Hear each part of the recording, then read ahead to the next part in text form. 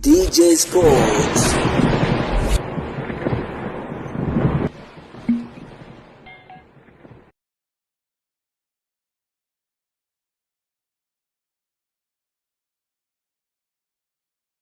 Bwana, hii ni taarifa ya Faisal Salim Fetoto, mchezaji wa klabu ya soka ya Azam Football Club.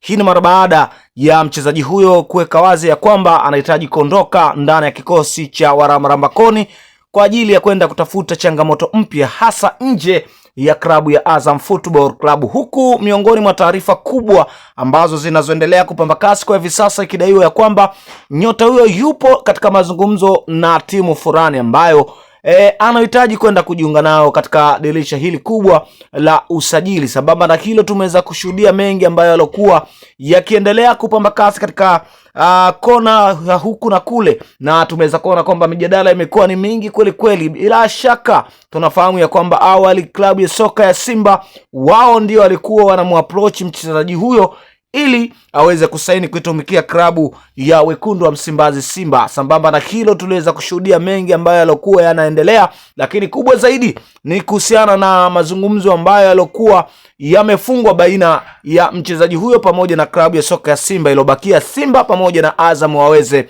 kufanya biashara hiyo ili mchezaji huyo aweze kuitumikia